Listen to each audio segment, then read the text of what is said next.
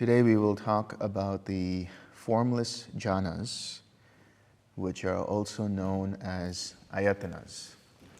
Yesterday I mentioned that in conversation or casually we could say that there are 8 jhanas. So whenever we refer to certain jhanas from 5 onwards, like the 5th, 6th, 7th, 8th jhana, they are all really just ayatanas. They are part of the 4th jhana. So an ayatana means a dimension or a space or a sphere. It's an area or a base. So yesterday we discussed the first 4 jhanas and we explained how these jhanas are levels of understanding and levels of cessation. Now, as you get into the 4th jhana, as I said, you will notice that the feeling starts to become more expansive. It feels like the energy is coming up into the head. You have less contact with the body. There is sharper mindfulness and very deep equanimity. After that, you will notice, once you mention this in the interviews, I will give you further instructions. And those instructions will be to take the loving kindness and to radiate it in different directions. As you're radiating it out in different directions, you will notice after a while that the awareness is tied primarily to the mind. You lose any sense of the body. Doesn't mean that if something touches the body, you won't feel it. Doesn't mean if you make contact with a sound, you won't hear it. But it is more in a head space or more in a mind space, we should say.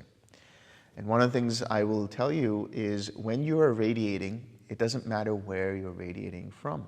If you feel like you want to radiate from the head or from the heart.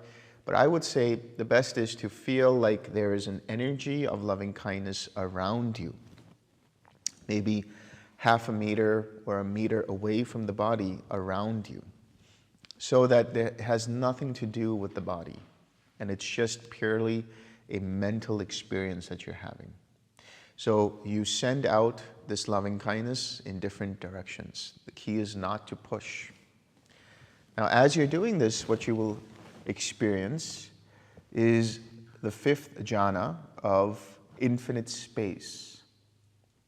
So you will feel some kind of expansion, some kind of spaciousness in the mind. It feels like you might be here somewhere and you are in outer space, or it might feel like the loving kindness starts to become expansive and it's becoming more spacious. Now, as this happens, you will also notice that the loving kindness itself changes in its quality. It becomes softer, it becomes more diffuse, it becomes like, one person has described it as cotton candy. It's very diffuse, it's very soft. And so this turns into what's known as compassion, karuna. So compassion, in terms of the meditation, qualitatively speaking, is a very lighter form of loving kindness. It's gentler, softer, lighter, brighter. Now, this compassion, when applied in everyday living, is not the same as compassion when we think about in terms of sympathy, because sympathy denotes that we're looking down at someone. Here we're talking about something connected to empathy. We recognize the suffering in another being, and we wish them free of that suffering.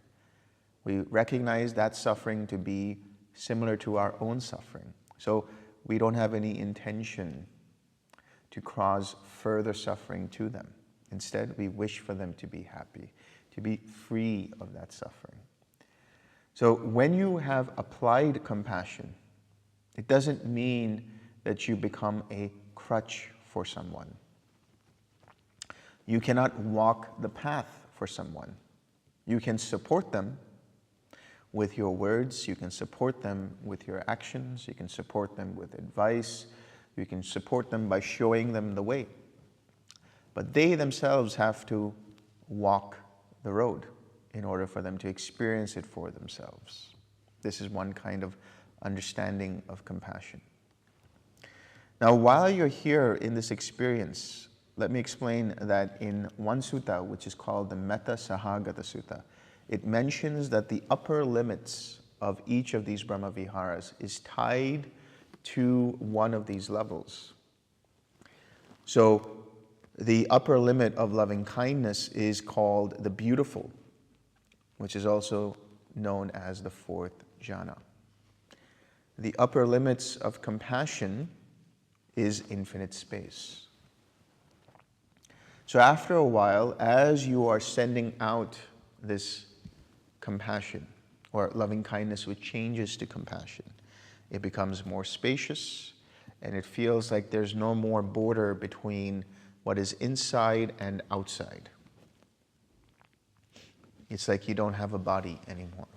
There's no distinguishing between what is up and down, right and left. It's all just spaciousness.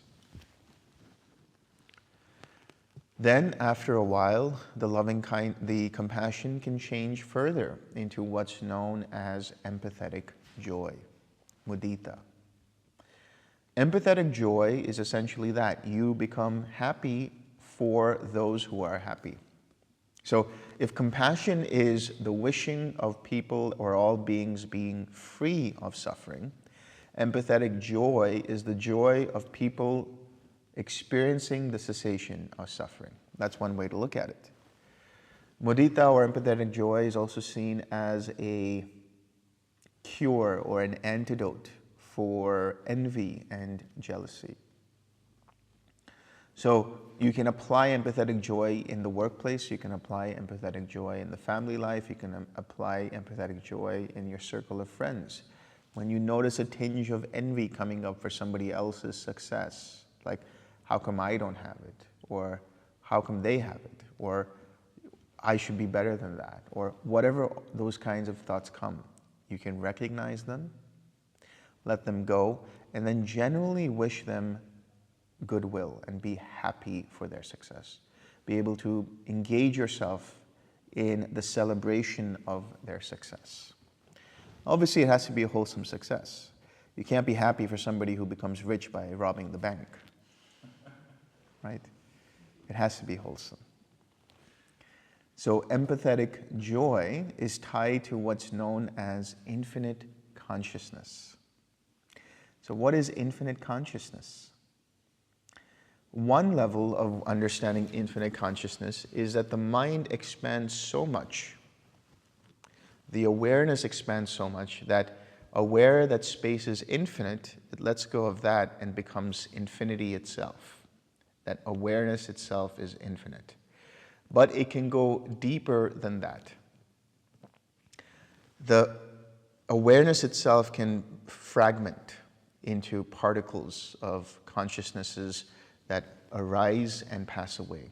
Individual arising and passing away of iotas of consciousness. And they can manifest in different ways. Perhaps what can happen is in the periphery of your mental field of vision, you see a ring of light. Or you see shimmers of light. Or you see flickering, coming on and off, on and off. Or you feel tingling on your skin. Or you feel tingling in your face, or through your neck, or the back of your head.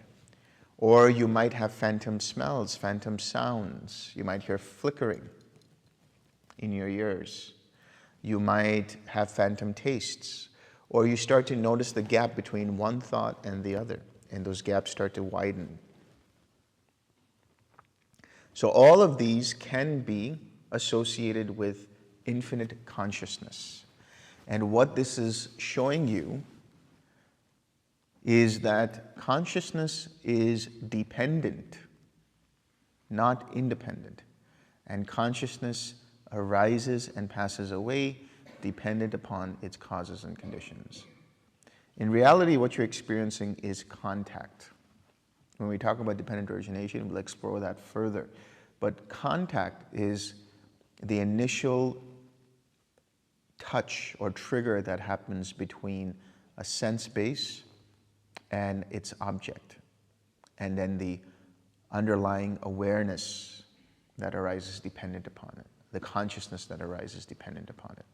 So for a lot of people, they will see these things, and they might even see them not in the meditation. They might be going for a walk, and all of a sudden, it's like the eyes start to slow down the frame rate of reality. This can happen too. Or you might be hearing sounds, but then the sounds start to become more echoey. They kind of become slower and gradual. And so you're starting to experience an altered state, which is this infinite consciousness. It's a very interesting state to be in if you have jumped into it.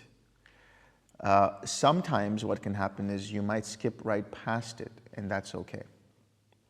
Oftentimes when you're on retreat, you might be expediting your mind through these stages and not even looking at them and going through whatever is the point of lowest or least tension in the mind, which are the more refined states of mind, the higher states of mind. But there are certain insights you get in infinite consciousness. What you see is the arising and passing away of individual sense-based consciousnesses. So what you're seeing right in front of you, the arising and passing away, is the impermanent nature of all conditioned things. Seeing the impermanent nature, eventually, as the arising and passing away continues, your mind starts to become tired of it. It's like, okay, I've seen enough. And that is dukkha. It's tired of seeing the arising and passing away constantly. And as a result of it, it also sees, I am not controlling this. There's no controller here. It's just arising of its own accord, dependent upon causes and conditions. So you have a direct glance into not self, into anatta. So you see for yourself, so to speak, the three characteristics of existence. You see impermanence, you see dukkha, or suffering, and you see anatta, or not self, the impersonal nature of this process. Now, in a few suttas, namely in Digha Nikaya 33 and 34, where Sariputta talks about the different elements of the Dhamma, he also mentions that there are various perceptions a mind can experience in meditation. And he says the perception of impermanence leads to the perception of suffering. The perception of suffering leads to the perception of the impersonal nature of all things. The perception of the impersonal nature of all things leads to equanimity, or the perception of equanimity. The perception of equanimity leads to the perception of disenchantment. The perception of disenchantment leads to the perception of dispassion. And finally, that leads to cessation. So we'll break down what that means. So already in infinite consciousness, what happens is the mind has these three perceptions of impermanence, suffering, and the impersonal nature of all causes and conditions. Then, as your mind starts to go away from infinite consciousness, maybe the flickering starts to slow down. The ringlets of light start to become less and less apparent, and they dissolve into this blank space. You might start to see the gaps between your thoughts start to widen deeper and deeper and become more spacious until there's nothing there.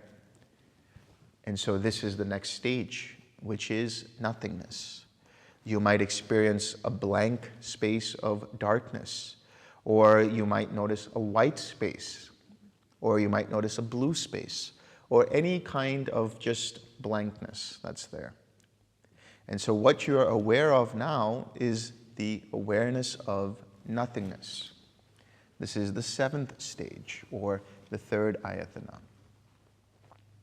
the dimension of nothingness. No thing going on. The mind is no longer bothered by what's going on outside, and now there is a transformation from compassion to empathetic joy to equanimity. And this equanimity is almost so invisible, so translucent, that it's like you can't really grasp onto it. So this equanimity almost feels the same as that nothingness. And so sometimes when I ask somebody to radiate equanimity, they say, what does that mean? Basically, it's this calm feeling that's there in the mind. You are radiating calmness to all beings. You're radiating tranquility and serenity to all beings. So if the feelings change in this direction towards equanimity, you're going in the right direction. If it feels like it's become flat, and there's just peace of mind there, then you just keep sending it out. And it's much softer when you send it out. It's not as vibrant as when you are sending out metta. It becomes much softer and almost like it's not even there. So the analogy I like to use here is it's like the lake. It's very, very still, the surface. And you throw a tiny pebble into the lake, what happens? There is this ripple effect that happens on the surface. The same thing happens with equanimity. You have a small intention of radiating equanimity, and you start to see that happening in the mind, creating ripples of equanimity throughout. And eventually that starts to fade away. So what do? You do it again. Okay, radiate equanimity. You might have to do this a few times until it feels like the mind doesn't want to do anything. Mind just wants to stay here. And this is where you get into mind, just mind itself. Now mind is looking in on itself. It's no longer extroverted towards an object. Now mind is taking itself as the object. So now the awareness rests on the mind. And it feels very stable. It feels very collected. And it might be quiet, and it might not be quiet. There might be things there might not be things there. It might be very soft and relaxed, or it might have a lot of activity, and that's okay. Eventually, what you do is once you're in mind, it starts to sink into the level of neither perception nor non-perception. So what does this mean? Neither perception nor non-perception. What do we mean by perception? Perception comes from the word sanya in Pali, which means to recognize, to recognize what it is that you are experiencing. So when you see the color red, there is the feeling of seeing red, but the knowledge that it is red is the perception. When you have a pleasant feeling, it's a feeling, but the knowledge that it is pleasant to you is the perception. Or the knowledge that it is painful to you is the perception. So walking down the road and seeing bluebirds, you see the bluebirds, you hear the bluebirds, but in recognizing them as being bluebirds, by seeing them and then by hearing their chirp, that's the recognition. So perception is rooted in memory. It is rooted in memory and learning. Whatever you have learned through your years in this existence, that adds to perception. Which means perception can change, keep changing. The perception of a person, the perception of an event, the perception of a memory that you had in your life. It keeps changing. So best not to hold on to perceptions. Let them be as they are. Now, what that means is neither perception nor non-perception. What does that mean? Neither recognition nor non-recognition. You will start to get, your mind might start to sink into what could be a hypnagogic state. It's a very, very trippy state to be in because there's all kinds of images, shapes, patterns, and some people think that they're going into sloth and torpor. But no, you're not, because your mind is still alert. Your mind is still aware of what's going on. It just isn't able to make sense of what's there. Right? You might see distant memories, or you might feel like you're having a memory from a different lifetime. You might see different kinds, your mind will start to make up different kinds of concepts, like, oh, this is the color blue, and if it's blue, then that means it's 3 o'clock right now. It's just very, very convoluted. Very convoluted. But the best thing to do is just let it be. Don't do anything. If your mind starts to go in a direction towards an image or a picture or a pattern, that's when you have to just relax. You don't have to do the full effort. You just relax back into home base, which is here, this quiet space of mind. And eventually, all of that perception, or neither perception or non-perception, starts to clear up. The fog starts to clear up. And then what's coming in is even a quieter space. And this is known as the pabhasara chitta. This is the luminous mind, the mind that is bright and radiant. It is pure mindfulness, completely alert. And at this point, your mindfulness is so strong that even before something comes up, it's able to catch it. And it's able to just let it go and relax it. And so this quiet mind can go on for some time. And there might be some little vibration in the background, some little thoughts here and there. Some portions of perception would say, oh, this is what's going on. This is what's going on. That's okay. If your mind starts to gravitate towards them, then you just relax and come back here. Now, this is where, in this territory, you can feel boredom. Right? You guys are lucky that Bhante Vinaramsi is not here. Because if you use the word boredom, I am bored, he would chew you out. Who is bored? Right? So why does this boredom arise? Or how does this boredom arise? Well, what happens is when you get to these very quiet stages of the mind, there's less stimulation for the mind to deal with.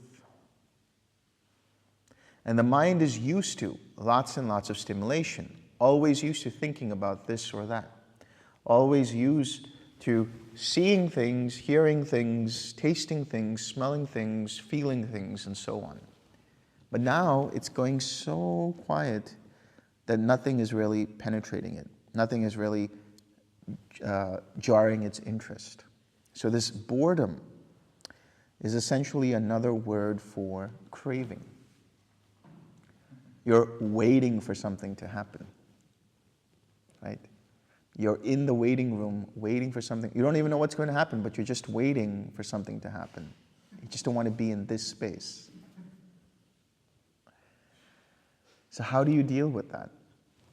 Now that boredom can manifest into restlessness and lots of activity, or it can manifest as sloth and torpor, where the mind starts to dull out and falls asleep. At this stage also what can happen is, for a split moment, the mind can kind of dip into this space where it feels like you were in sloth and torpor because of the action of your head going like this. But you will notice that coming back out from it, your mind is radiant, your mind is bright. That's not sloth and torpor. The mind is just dipping into deeper levels of letting go. So at this point, if you have restlessness, that's when you got to bring up a little bit of tranquility and say, okay, I'm relaxing that. I'm letting that go, coming back here. If you notice dullness, where the mind feels groggy and heavy and dense, then you say, okay, I'm going to bring up a little bit more energy, a little bit more joy, a little bit more interest in being in this place, a little more attention. When I say little, I mean very little.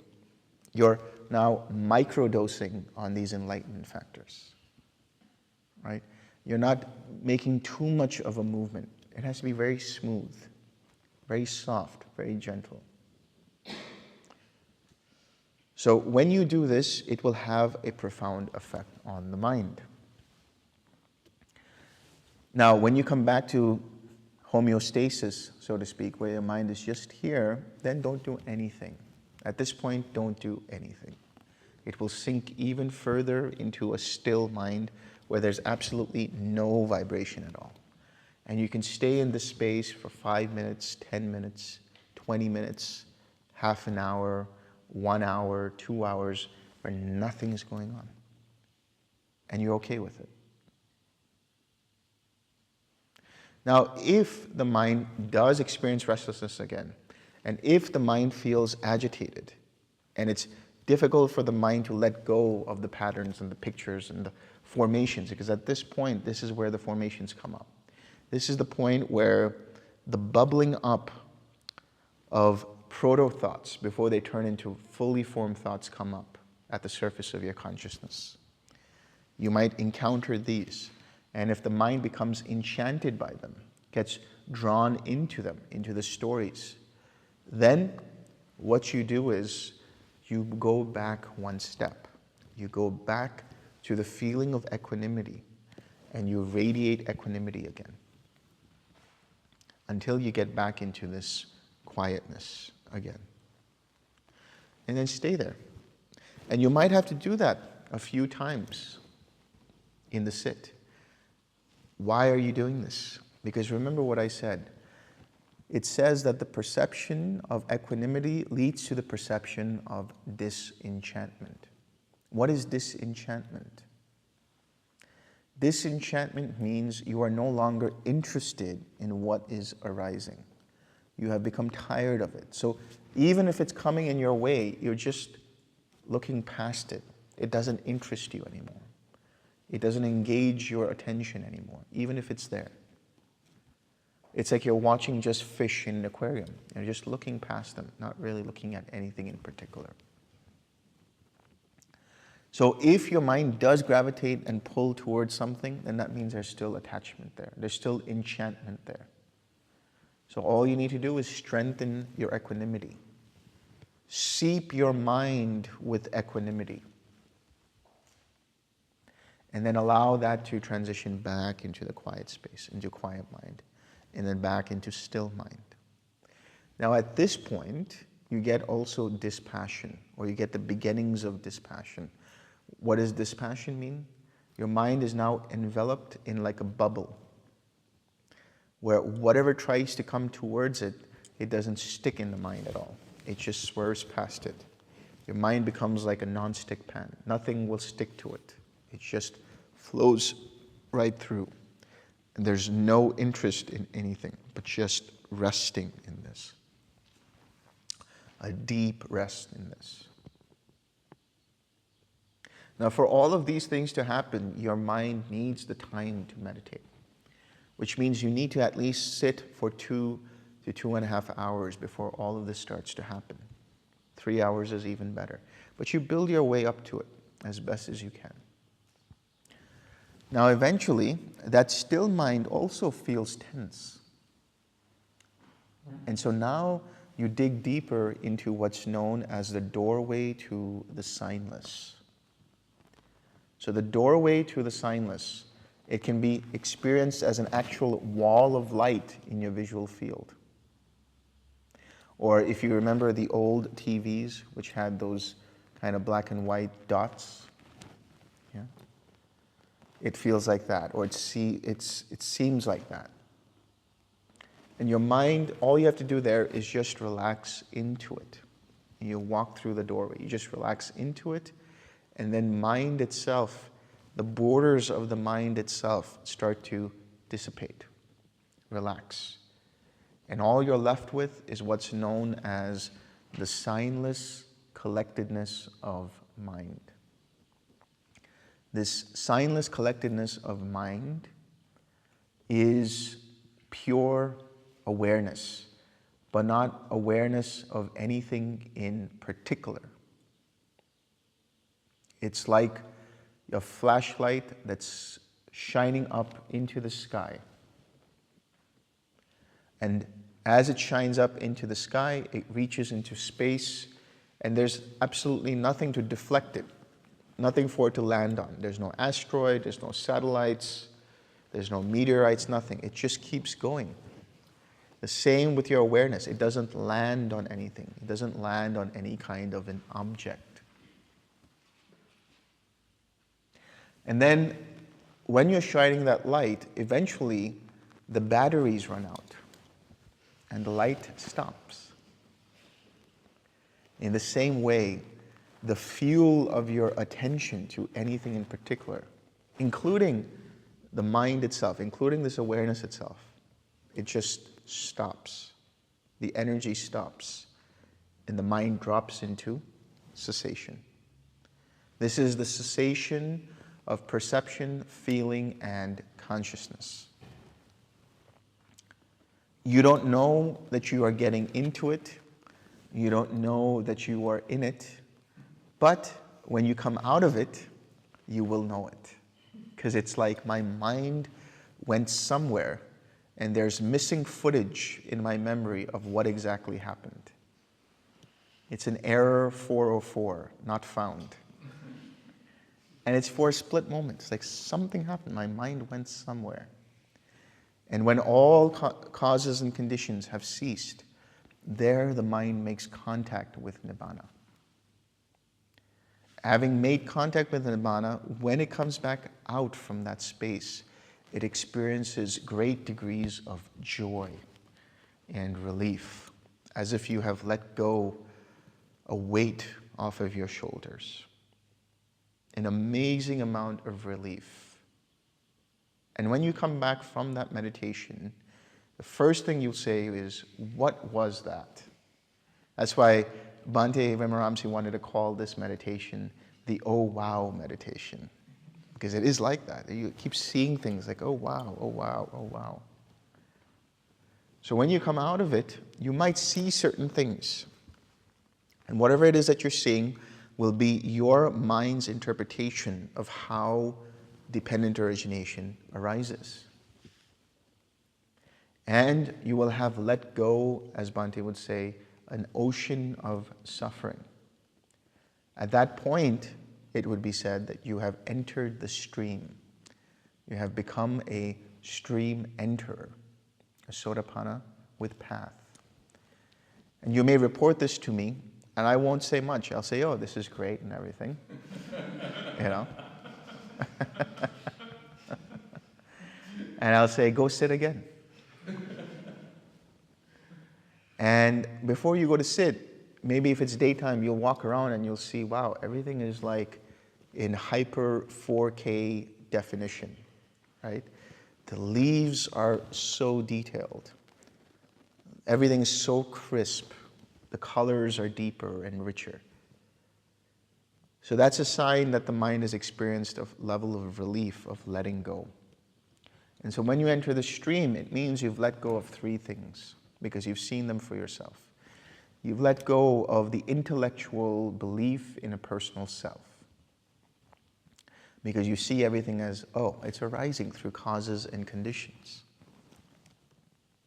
This doesn't have anything to do with me. I'm not taking this personally. You will take this personally at some point, and that's okay. But on an intellectual level, you understand there's no abiding, permanent, separate self. Then you also let go of any kind of doubts in the path, because you've walked it for yourself and you've seen where it takes you.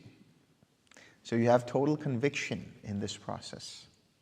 You have a renewed experiential conviction in the Buddha, Dhamma, and Sangha. It's not just for the sake of faith. It's actually from conviction.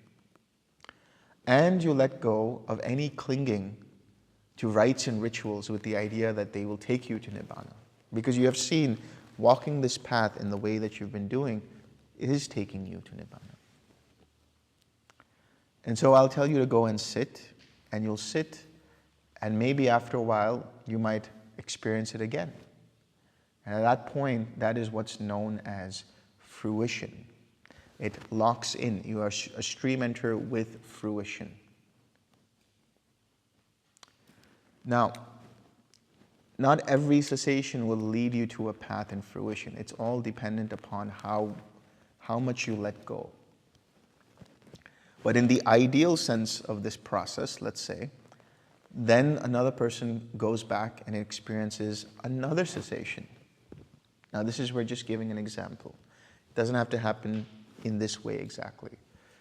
This will take a person to once returner, a Sakadagami. A Sakadagami with path. And this is somebody who has attenuated, has decreased the level of sensual craving and aversion in their minds. And so their mindfulness is even sharper. So they're able to notice the seedlings come up. And if they do come up, they're able to recover from it quickly. Now, another thing about being in these attainments is that there is this inclination to keep the precepts as best as you can. It's like an automatic thing. The mind immediately says, no, I don't want to do that because that would be breaking a precept. And so if it does break a precept, it immediately feels like, oh, I shouldn't have done that. And so you just forgive yourself, let go of that, retake the precepts, and continue. But there is this connection, deep connection to wanting to keep the precepts. It has become part of your life. So then a once returner with path and once returner with fruition, it just locks that in. And then if somebody goes again, let's say, and they have another experience, it can happen, I'm just saying in this ideal situation, they can then experience entry into anagami, that is the path of anagami. And so an anagami or a non-returner, what does an anagami mean? Some people have this idea that an anagami means that they will have only one more lifetime left before they attain nibbana, full nibbana, until they attain full awakening. Not accurate. It can be, but not accurate. What a non-returner is somebody who does not return back to a level of existence that is related to the sense bases. They might have more lifetimes in higher lokas, in higher realms. But it doesn't mean they'll come back to the human realm, doesn't mean they'll come back to a deva realm, it doesn't mean they'll come back to, obviously they won't come back to any lower realm. Because once you're a stream enterer, you have closed off any possibility of that happening. So for an anagami, they have absolutely no sensual craving and no aversion. So they're not motivated by wanting things. They're not motivated by sensual craving. They're not motivated by manipulating things around them. They just are going with the flow of things. But there's still attachment to the Dhamma. There's still craving for existence, meaning they're still attached to being in meditation and attached to jhanic states. And there's still conceit, taking things personally at a very deep level. And there's ignorance, meaning their mindfulness is not yet completely perfect, 100%. Maybe 98%, but not 100%. There might be slip-ups in their mindfulness. And let's say in the ideal situation they have it again, then they'll have the fruition, which locks in that. Then they'll go again, and they have path of arahatship. At that point, they've let go of conceit, taking things personally, completely.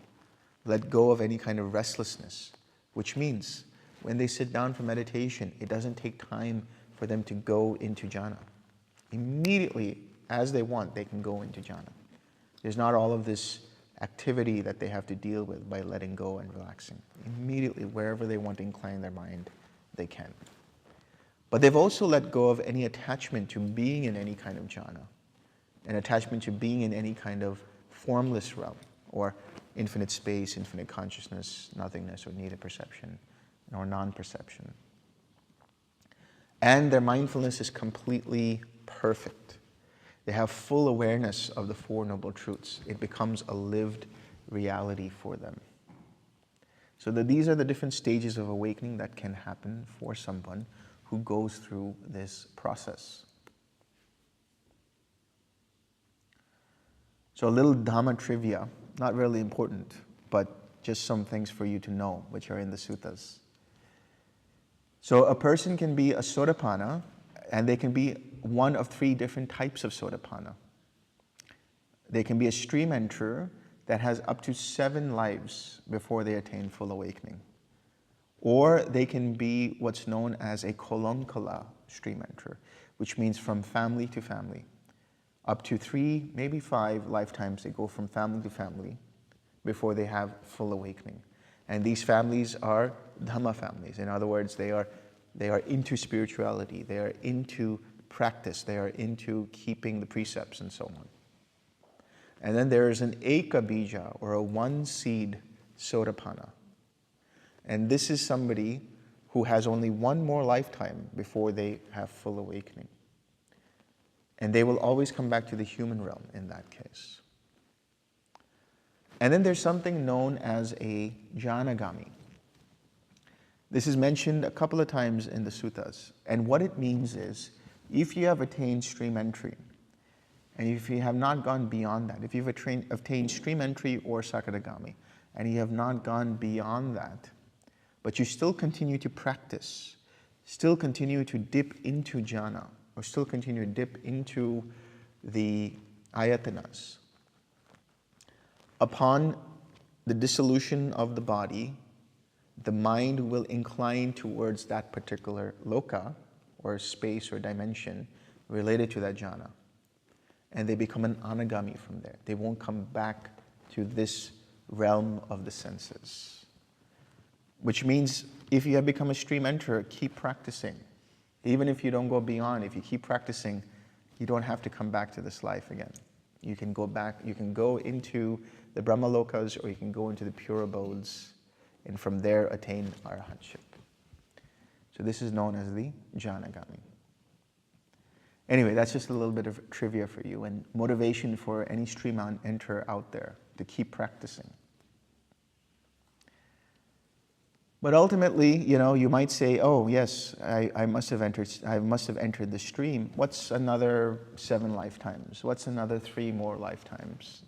But then as you start to live life, you're like, okay, maybe I should get to the next level.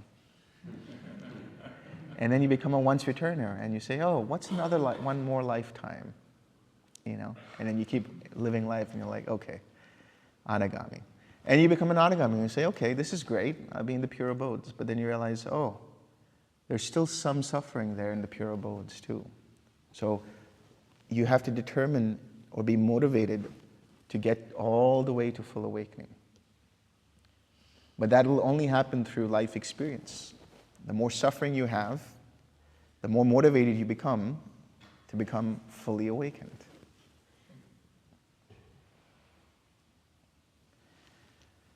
Are there any questions?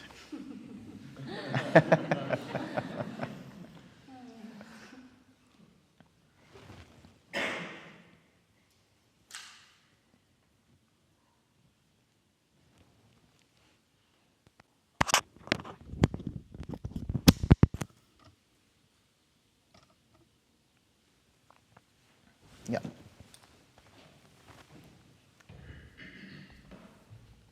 So just a quick question first. Could you name the name of the sutta that links the jhanas to the Brahma Viharas, the one you said? Metta Sahagata. METTA SAHAGATA. Metta Sahagata. So this is basically where the idea comes from, that what we are practicing. That's right. Okay. That's right. And it also talks about the enlightenment factors accompanying these different stages. Okay. Yeah. Thank you. And then I was wondering, so according to the suttas, if one is a stream enterer, for example, and then gets reborn, what does that next life look like? For example, are they born without the 3 feathers, or do they have to get rid of them again? No, they're born without the 3 feathers. Without? So, yeah, which means they have an idea that, okay, there's no real permanent self here. They have no interest in clinging to rites and rituals, and they have a deep interest in exploring the Dhamma. So when they're born as a stream entrant, this is some of the indicators for someone to be a stream entrant.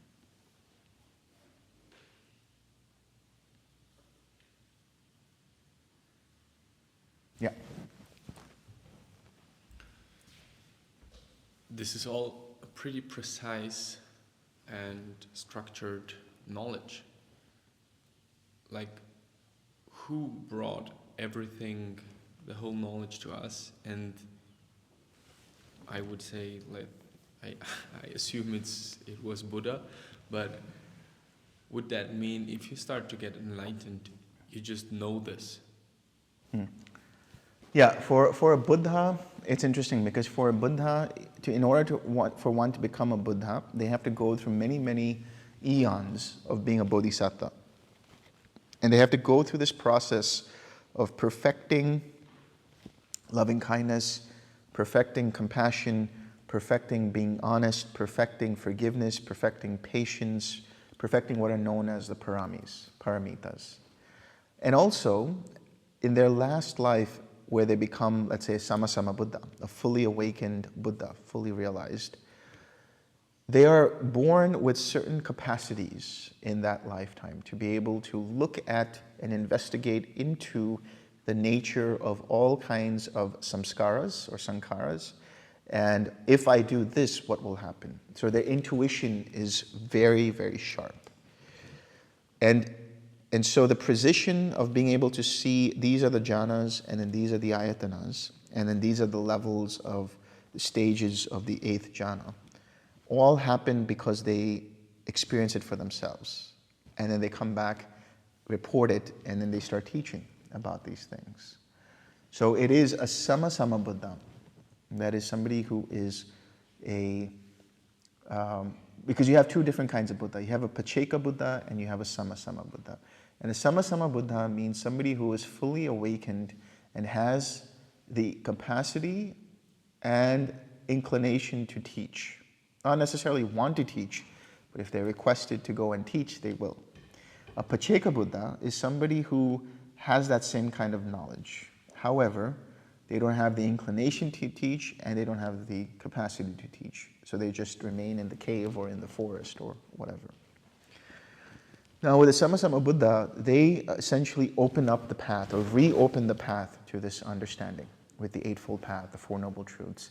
And they discover or rediscover the understanding of dependent origination. That's really the important aspect here. So this is how it happens. When somebody becomes fully awakened as a Sammasama Buddha, they can actually go to great precision and explain exactly what's going on.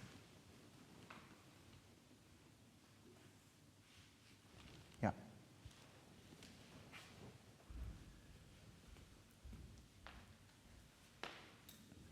So who is this you, impersonal self, that is going in another lifetime? It's not you. It is a series of causes and conditions that are creating the next life.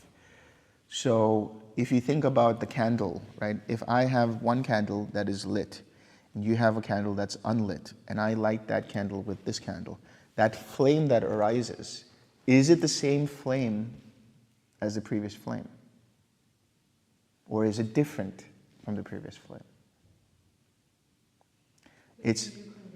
It's just conditioned by the previous one, and it arises or continues to be fueled by the new conditions.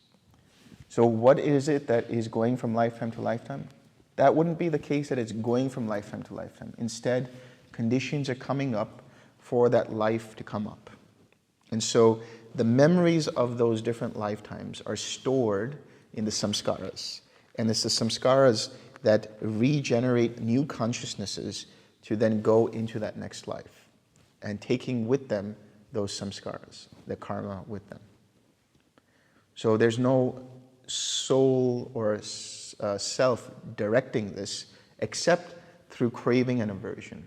So we'll get deeper into this in dependent origination, but from one lifetime to the next, when a person dies, there is a process where they go through a life review, right? They see all of the highlights of their life.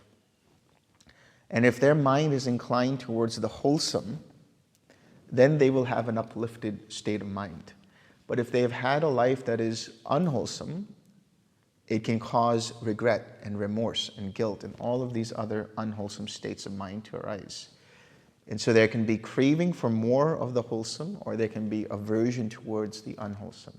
And that is what fuels the next arising of the consciousness, which then is known as the rebirth linking consciousness, that takes all of that energy into the next life, whether it's a wholesome or an unwholesome life. That's why there's the emphasis on being wholesome. It's not just about the morality or ethics of it. It's about what happens in those final moments of your life. So in reality, I was talking to Venerable Basa earlier today in between our breaks of interviews. I said the meditation is essentially learning how to die. And she said, maybe you shouldn't say that on the first day.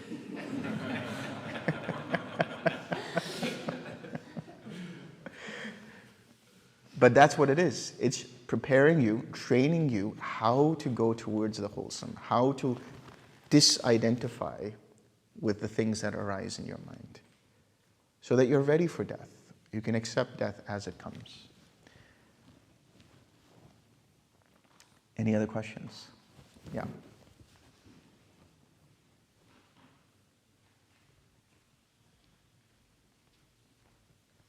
I have two questions. The first one is related to something you said yesterday or the day before, I'm not sure.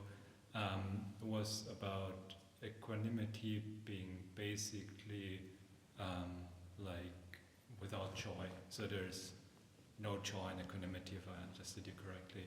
But then at what point does the enlightenment factor of joy come again? Yeah, this is a good question. So with equanimity, the equanimity itself doesn't have any joy. But underlying there can be, it won't be felt, but it can be experienced as interest in the object of meditation at that point. It's not more of a emotive joy, it's more of an interest in the object. Okay. And the second question is a bit more practical. When I sit for longer periods of time, I notice after a while that my head is like in some kind of awkward position, and because of that there is pain, and I was wondering, would it be better to just relax and let it be and return to the object of meditation and meditate like this, or would it be better to just move it back? The best would be to tie a strap around your head to the back of the chair. No, I'm just joking. It's okay to move a little bit like that. Making tiny adjustments like that. Like for example, if your head goes like this, you can make small adjustments mindfully coming back. It's fine. Okay. Thank you.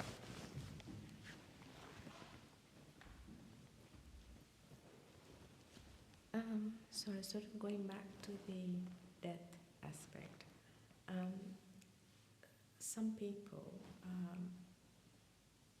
we can see that they're not wholesome, but they themselves think they're wholesome, and so when they die, would that make them go to a better place? Or? No, not at all. Not at all. Because they have the intentions that they're wholesome. Yeah, but they're deluded, right? So there's delusion there.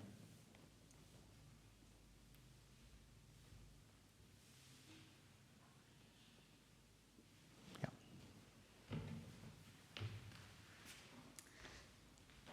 I have another question about death. Something you mentioned in a talk I saw on YouTube, and that was that, and I forgot, that's why I would want to know that again, that the different qualities, they leave one by one. Yeah. And I can't remember which one was first and last. That was very interesting. Yeah, I'll talk about that when we speak about dependent origination, Okay. because that'll be part of death in suffering. Yeah. Yeah. But just so everyone's aware, it's basically like the sense bases. There's a sequence in which the sense bases start to dissipate in the body, and there's a way in which the elements start to dissipate in the body. A sequence of order that happens until there's absolute death. Yeah, that was it. Yeah.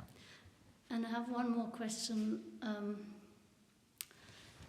because it is being said from the fourth jhana, there's no body.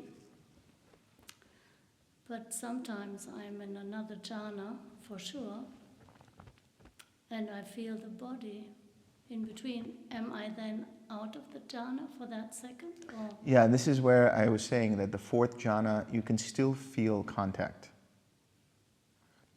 What it's saying is that the bodily formations have tranquilized to such an extent that even the breath becomes very, very soft and it's imperceptible. So in the same way, even the contact becomes faint. You can still feel it. So if you are, for example, in quiet mind, you may still hear things. If you are in nothingness, you might still hear things, but they're very faint or distant. But there cannot be pain, for example. Oh. There can be pain.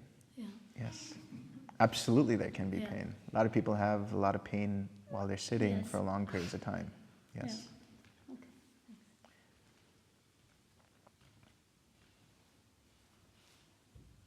Yes.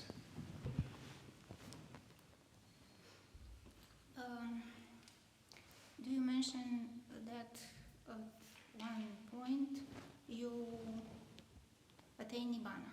Mm-hmm.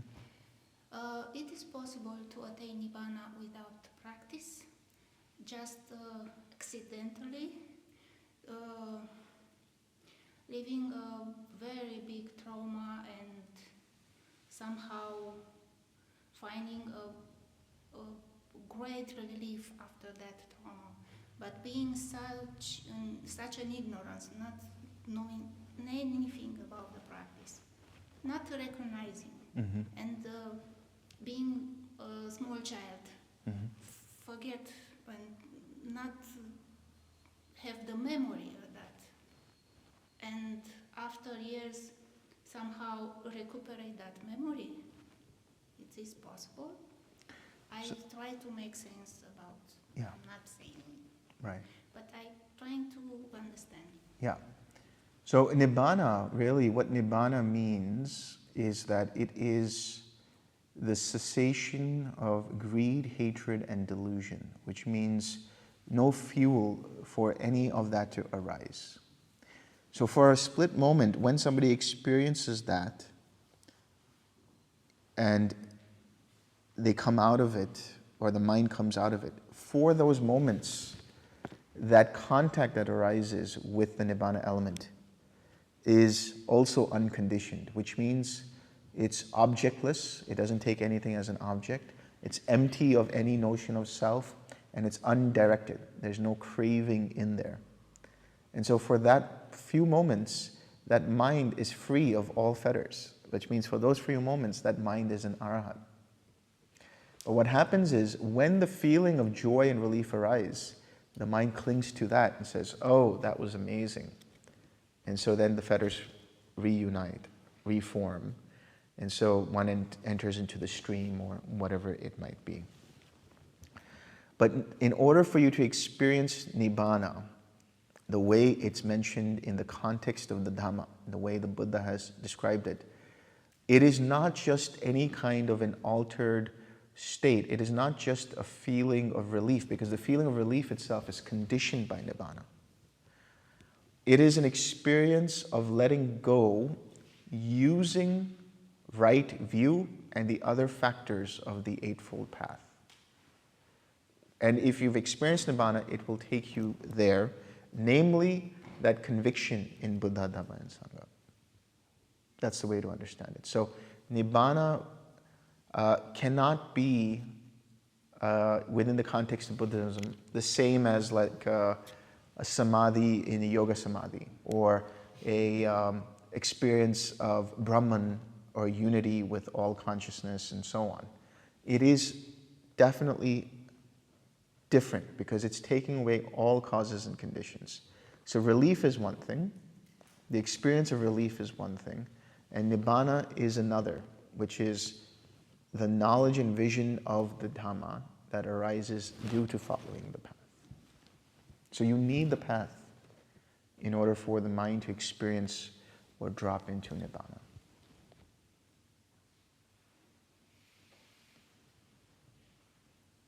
Yeah.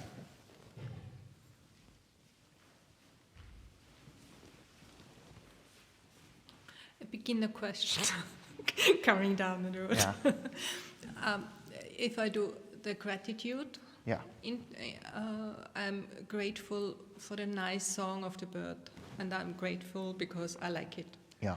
So if I get to the higher level, I disconnect from like and dislike, so I don't care for the birds anymore. No, that's not what it means. That's not what it means. Can you explain? Yeah. What it's saying is that the equanimity means that there is no more directing your mind towards that in that state.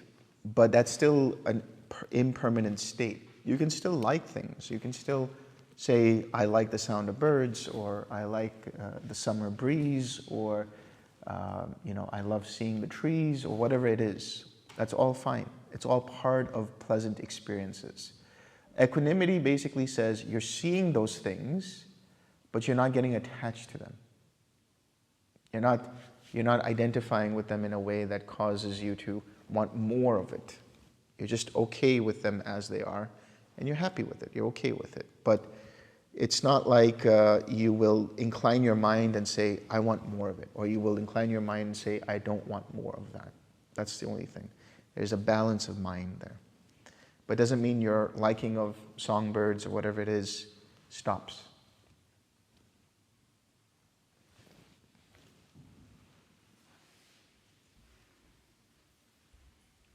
Sorry, just to sort of re-clarify the same question. Would someone get emotional? Like, would they cry of a death of a, I don't know, relative, for example? Of course they would. Why not? Unless they become fully awakened, of course they would.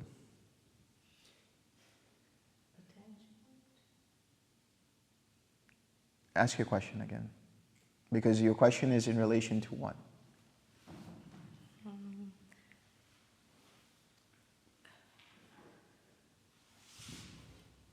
So if you're like an anagami or arahat or even that level, the person's mother dies or something like that, because you're let go of all cravings, attachments, would you feel sad and cry? No.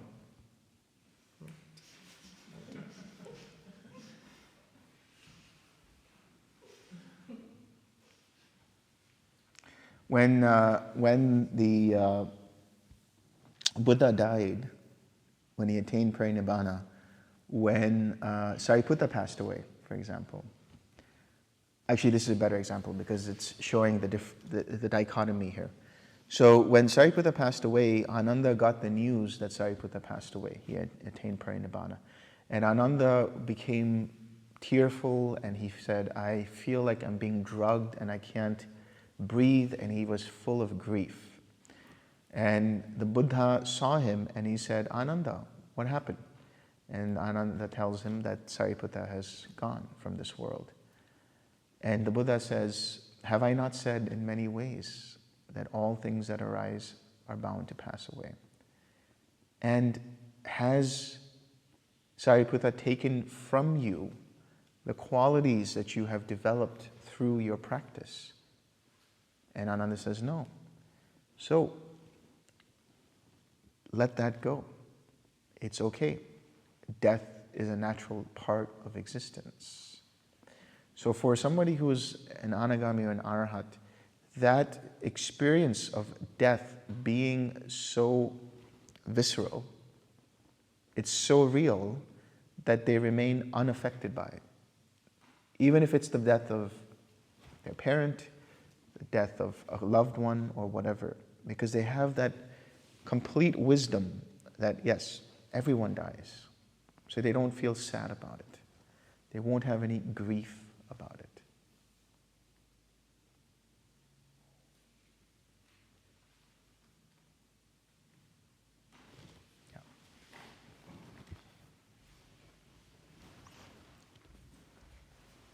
Relating to this, that it seems for me that it has an extra bonus for all mothers, because it's so different since I'm a mother, this kind of letting go or having kind of, being anxious. Yeah. Yeah, about death. I never felt this before. Yeah. So, Yeah.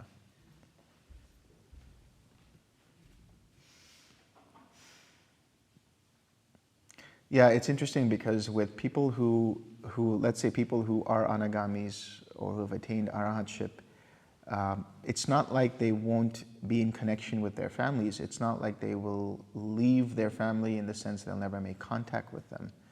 Because even the Buddha in his, after his awakening, would visit his home from time to time.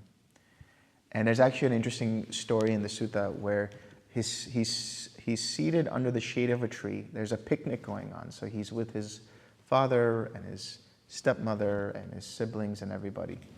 And somebody asks and says, hey, why don't you sit over here? And the Buddha says, I prefer to sit in the company of my loved ones. So it's not like they will have an uncaring mind for their loved ones. In fact, they'll have more compassion, more loving kindness, and so on. But at the loss of a loved one, there won't be any grief there. Because what is grief at the end of the day? What is grief, really? Grief is not grieving for the person. It's grieving for what the person has left behind, which is, now I can no longer connect with this person anymore. The grief is all about us. This person is not available to me anymore. This person can't, call me anymore. I won't be able to see them anymore. So for somebody who is fully awakened, they've let go of that concept.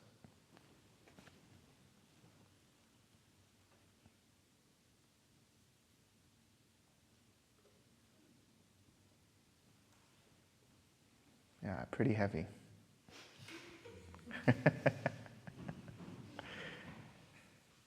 Any light questions? Anybody have any?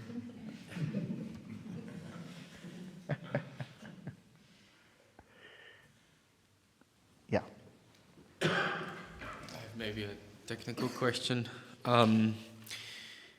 You said it, I think, yesterday or the day before, that even till the end of the 8 jhanas, you can experience mind talking, right? Mm-hmm. So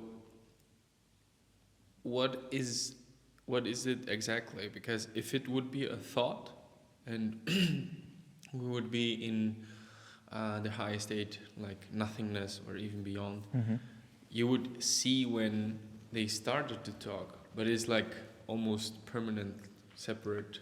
So that thing that is commenting on what's going on, that's the perception that's going on. That's the quality of the mind that is able to perceive, oh, here is a silent mind. Like the mind that says, oh, the mind is very quiet. Yeah? That's the perception aspect of the mind. That's all. So when we get into dependent origination, we'll talk about nama rupa, mentality, materiality. And one of the core aspects of mentality is perception. The let's say, instrument of perception that's still there, that's dependent upon mental formations for it to function. It's only with cessation of all perception, feeling, and consciousness that all of that just drops away completely, because all mental formations have ceased.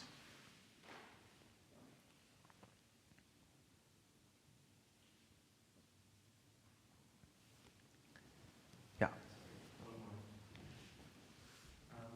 So with the jhanas, when you talked about the last 4 jhanas being part of the 4th, well, what does that mean? Like, why is there even a distinction of saying they're 4 separate ones? or Yeah. saying they're part of the fourth? Yeah, because it's just happened, it's evolved through the suttas and it's evolved through time that they are distinct states. So that's why they are denoted by these things. But because they are within the vicinity of the mind that's happening in the fourth jhana, they are part of the fourth jhana. But they're still discernible, distinct, separate kind of states that you can direct your mind towards. And you don't have to go in succession. Again, you don't have to go through succession. You could skip through these stages and go directly somewhere. So for example, in Majjhima Nikaya 121, the shorter discourse on emptiness, there the Buddha talks about going into the emptiness of the previous four jhanas and entering into infinite space by expanding one's awareness. So that's happening directly. You can do it directly as well. Because of that, they are distinct stages, but they're still happening within the mind of the fourth jhana. Yeah.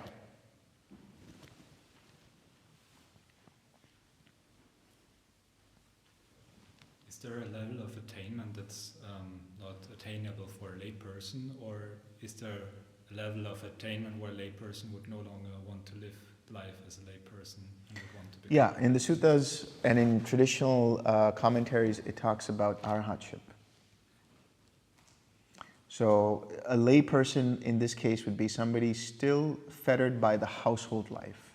That's what the Buddha says. Somebody who has the fetter of householdership cannot get on towards arhatship. And then when you enter arhatship, you no longer are interested in maintaining a householder life. You either enter the sangha of bhikkhus or bhikkhunis, or you just become a wanderer, a nomad. And there's no longer any ability, I should say, for the mind to want to earn an income or keep a family or do all of these things related to the household life. Okay, thank you.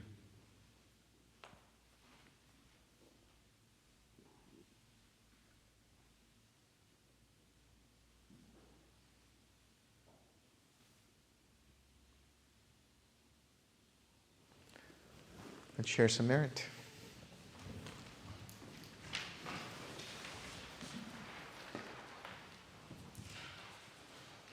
May suffering ones be suffering free and the fear-struck fearless be.